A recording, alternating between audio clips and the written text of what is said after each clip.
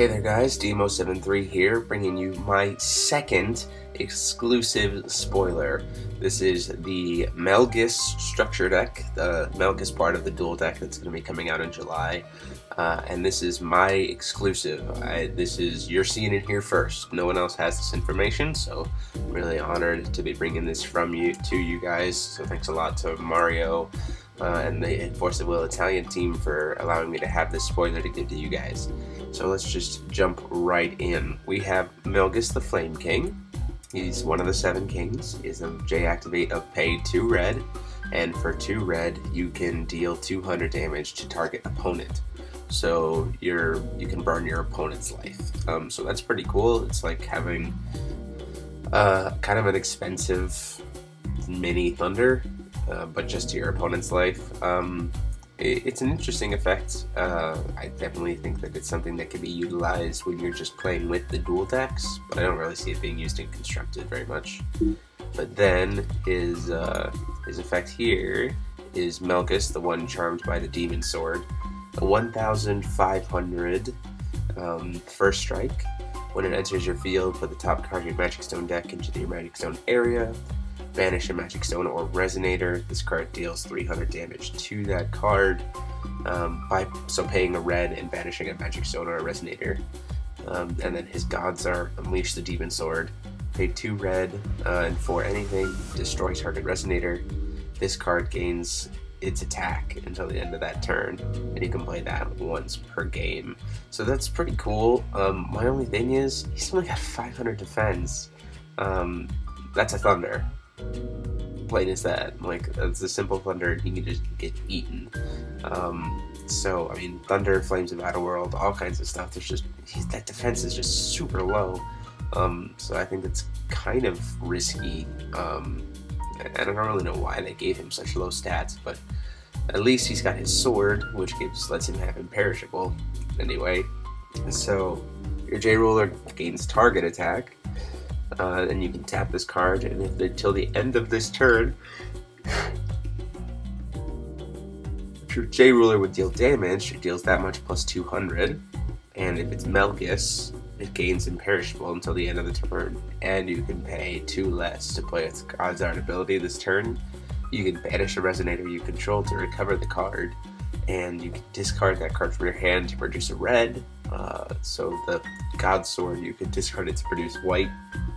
This one you can produce a red with it, and then banish this card. Your J Ruler gains imperishable until the end of the turn. So like, there's ways for you to protect him from the imperishable. But overall, I mean, it doesn't like just outright give him imperishable.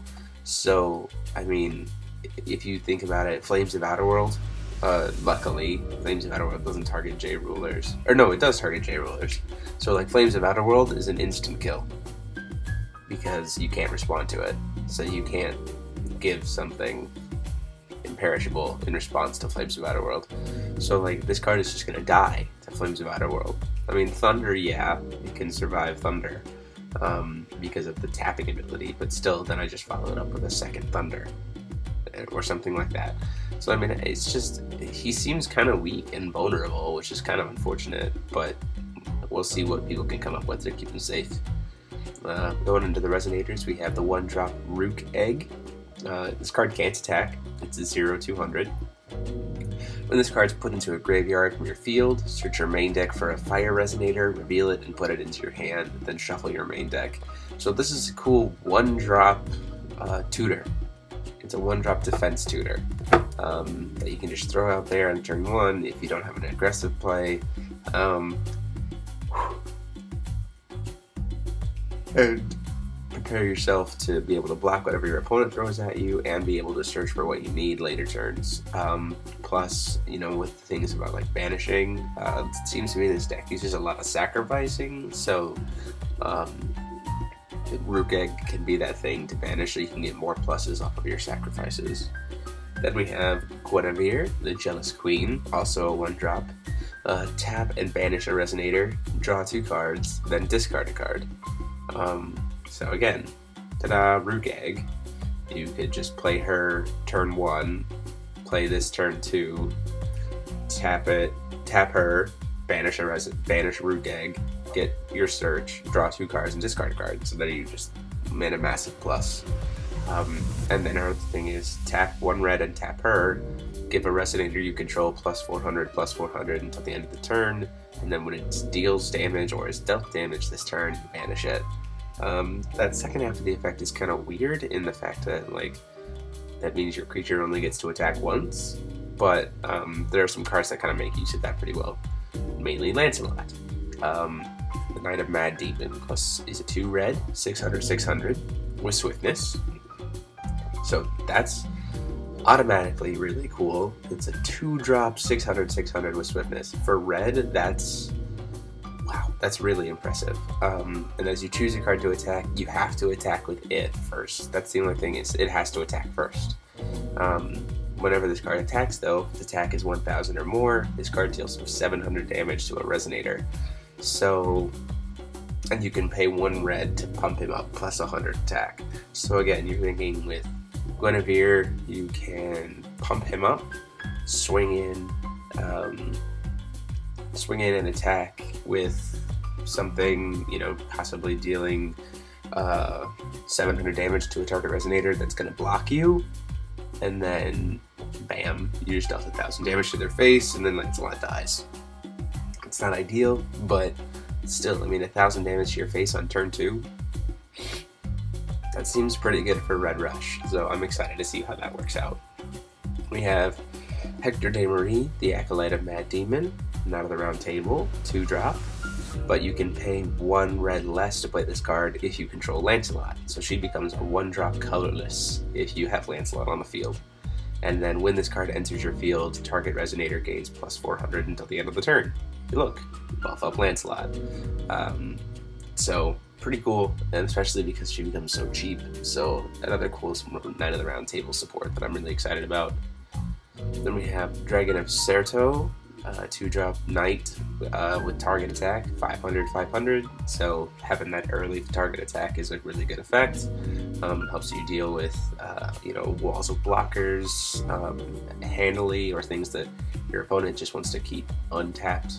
So more things with target attack means that we're less likely to see locks, because, you know, stuff can start getting attacked and taken care of even if they're not tapped. So that's pretty cool. Then we have Whelp Drake, another 2-drop dragon, 2-drop with flying, and then whenever it's put into a graveyard from your field, it deals 400 damage to something. So it's pretty decent body. It's got flying, so that's pretty awesome. And when it gets if it gets destroyed or banished or anything, it also acts as a mini burn card to a card on your opponent's side of the field. Really, really cool effect. Like seeing more of that mix of aggression and burn for red. I definitely think this is going to be a card that's going to see some play. We have the Spirit of Certo, 3-drop with swiftness, 900/400. That's pretty good. I wish that defense was a little higher. But with having such a high attack for a 3-drop and swiftness, I definitely understand why it's not. Plus it's a spirit, so think about that. You can search for it with Aladdin's Lamp, so I'm glad to see that we're seeing more spirits get play. So I'd be interested to see how that gets used. Then we have Drag, the Red Dragon. Oh, sorry, Drag the Red Dragon. This is this deck's big dragon. It's a 5-drop with flying. 1200/1200, but you can pay 1 colorless less to play this card for each resonator put into a graveyard from your field this turn. So if you're doing lots of sacrificing or different kinds of things to set up plays, it just makes this guy cheaper and cheaper, just like the white deck had a dragon in the same vein. Drake does the same thing, so you could potentially make him a 1-drop. Having a 1-drop 12/12 flyer. If there ever was a finisher, that seems like it. So that's pretty cool. We have Mordred the Traitor, another Knight of the Round Table. Whenever this card attacks, you may banish another resonator. If you do, this card deals 1000 damage to target resonator. So this guy essentially means that anytime you attack with him, you sacrifice one of your small creatures and guarantee that you're going to kill something off the board. because 1,000 damage, there's like very few things that can survive that. So very cool effect. And again, this deck has a lot of different things that maximize sacrificing. So, you know, you swing in with your flying Drake, swing in with Mordred, and then banish the flying Drake, and then you deal 1,400 damage to something instead of 1,000. Just multiple things, or get a search off the rook egg, or all kinds of things that is pretty interesting, and I'm definitely be interested to see how it actually like feels to play. Then we have the Flamewing Wyvern, another dragon, 3-drop with flying, 600/600, and you can pay a red to give it plus 200 until the end of the turn, multiple times. So having a flyer that can potentially pump up to a very high amount of damage if your opponent is just not ready for it, it's pretty cool. And the fact that this guy can just end games. Say your opponent has 1,200 life left and is tapped out and has a room full of blockers, you just go, okay, Flame Wing, pump it up 3 times, swing in for game. So pretty cool. Definitely an aggression card that I think dragons, first off dragons, let alone red, needed. That's going to be cool to see what happens. And then there's Spirit again. So now we're on to the resonators. Let's go to the spells. We have Demon Flame. Choose spell chant instant. Choose 1. This card deals 500 damage to target resonator, or destroy target resonator that was dealt damage this turn. So again, think about like sacrificing your little small creature. Like, sacrifice your little small guy, it gets blocked by a big guy that's too prepared for it, and then just play Demon Flame and kill it. So like, this is almost kind of a better Crime and Punishment, but it requires sacrificing. It's like Crime and Punishment and Thunder blended into one, because you can do 500 damage to target resonator, not player or J-Roller, which is a thing, but you can destroy target resonator that was dealt damage this turn. So block with something small and then kill it, attack, or one of your creatures. There's just all kinds of different things that you can use this for. It's just kind of like mini Thunder, mini Crime and Punishment, all blended into one card. So I think that's pretty cool. We have the spell chant Standby, Flash of Demon Sword.